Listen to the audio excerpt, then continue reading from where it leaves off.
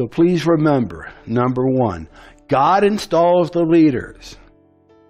2, God directs the decisions of the leaders, even though they think they're making the decisions. 3, God owns and controls even the unrighteous leaders. 4, God disposes of the leaders. And 5, God is the strength of those who love him. Let's go over to John in the New Testament. John chapter 19, verses 10 and 11. John 19, verses 10 and 11. God installs the leaders. Then said Pilate unto him, unto Jesus, Speakest thou not unto me? Knowest thou not that I have power to crucify thee, and have power to release thee? Jesus answered, Thou could have no power at all against me, except it were given thee from above. Let's navigate back to the Old Testament, to the book of Ezra. Ezra chapter 6, 22. Ezra 6:22. God directs the decisions of the leaders. And kept the feast of unleavened bread 7 days with joy, for the Lord had made them joyful, and turned the heart of the king of Assyria unto them, to strengthen their hands in the work of the house of God, the God of Israel. Now let's take a look at Job, chapter 12, verses 9 through 25. Job, chapter 12, verses 9 through 25. God owns and controls even the unrighteous leaders. Verse 9.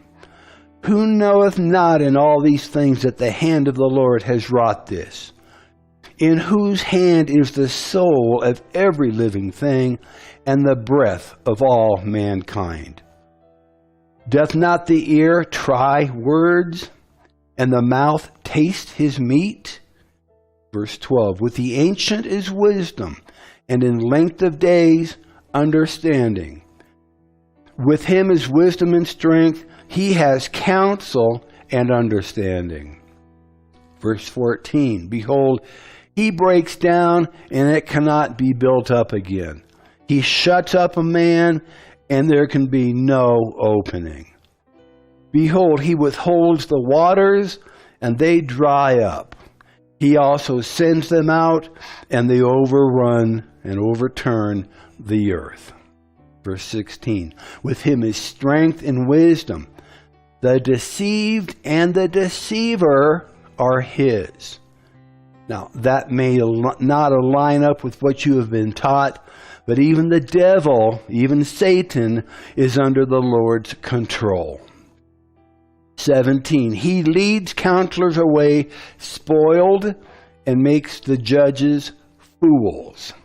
He looses the bonds of kings and girds their loins with a girdle. Verse 19, he leads princes away spoiled and overthrows the mighty. He removes away the speech of the trusty and takes away the understanding of the aged. He pours contempt upon princes, and he weakens the strength of the mighty. He discovers deep things out of darkness and brings out to light the shadow of death. Verse 23, he increases the nations, he destroys them, he enlarges the nations, and he straightens them out again. He takes away the heart of the chief of the people of the earth and causes them to wander in a wilderness where there is no way. They grope in the dark without light, and he makes them to stagger like drunken men. In the New Testament, we see in Ephesians 6, chapter 6, verse 12, Ephesians 6, 12, that God disposes of the leaders. Ephesians 6, 12. For we wrestle not against flesh and blood, but against principalities, against powers, against the rulers of the darkness of this world, against spiritual wickedness in high places. Moving back to the Old Testament to Psalms, let's go to Psalms chapter 29, verse 11. Psalms 29:11. God is the strength of those who love him. The Lord will give strength unto his people. The Lord will bless his people with peace. Okay. Jot down these scriptures as we're going to move through them rather quickly. Exodus 13, verse 14. Exodus 13:14. And it shall be when your son asks thee in time to come, saying, What is this? That thou shalt say unto him, By strength of hand the Lord brought us out of Egypt from the house of bondage. Exodus 15, verses 2 and 3. Exodus 15, verses 2 and 3. The Lord is my strength and song, and he is become my salvation. He is my God, and I will prepare him a habitation. My father's God, and I will exalt him. The Lord is a man of war. The Lord is his name. 2 Samuel 22. 2 Samuel chapter 22, verses 32 and 33. For who is God, save the Lord? And who is a rock, save our God? God is my strength and power, and he makes my way perfect. 1 Chronicles chapter 16:11. 1 Chronicles 16:11. Seek the Lord and his strength. Seek his face continually. 1 Chronicles 16:25. 1 Chronicles 16:25. Glory and honor are in his presence. Strength and gladness are in his place. Nehemiah chapter 8, verse 10. Nehemiah 8:10. For the joy of the Lord is your strength. The joy of the Lord is our strength. In conclusion, it is the Lord Almighty who is in charge of this earth, not men and not women. God gives us the responsibility and the privilege of maintaining law and order over his creation, but it is God who is still the creator and is still the owner of our world. And our God still intervenes in the affairs of mankind. This is the story of salvation in its essence. When the first man sinned and lost control over the earth, God intervened in the affairs of mankind, sent his Son, Jesus Christ, to redeem us from the fall and to reclaim his rightful ownership of the earth from Satan. The events of history show that God has always intervened in our history, and these times that we are in are no different. So what can we do to overcome the corruption of our day? Is there anything that we are supposed to be doing? Do we just sit back and idly let someone else do the work for us?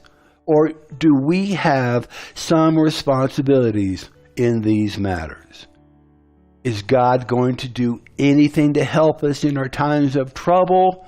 Or will he simply abandon us to our own follies and poor decisions? These three men had been given the same opportunities. One repented, two did not. One lived, and two died. Psalms chapter 11, verse 3. Psalms 11, verse 3 has the answer. Psalms 11, verse 3. If the foundations are being destroyed, what can the righteous do? Or you might say, if the foundations are being destroyed, what is the righteous one doing? What is God doing? Another way of looking at this is the foundations of law and order have collapsed. What can the righteous do? or the foundations of law in order have collapsed. What is the righteous one doing? Here's the rest of the story. Psalms 11, verses 4 to 7. Psalms 11, 4 to 7. But the Lord is still in his holy temple. The Lord still rules from heaven. He watches everyone closely, examining every person on earth. The Lord examines both the righteous and the wicked. He hates those who love violence. He will rain down blazing coals and burning sulfur on the wicked, punishing them with scorching winds. Verse 7, for the Lord, the righteous Lord, loves justice. The righteous Lord loves justice. The virtuous will see his face. The earth is the Lord's and the fullness thereof, the world and they that dwell therein. God will not be mocked, and whatever a man sows, that shall he also reap. These three men had been given the same opportunities. One repented, two did not, one lived, and two died. We're going to be starting a revival campaign very soon. It is called Declaring War in the Heavenlies and Victory in the Land. You will be discovering some foundational truths for the church and for believers today that will help you understand what you can do and what the Lord expects you to be doing in these times. Follow us on Facebook, YouTube, and Instagram for more details. And until next time, may the Lord richly bless you, prosper you, and keep you safe as you follow hard after him. And we'll see you next time. God bless you.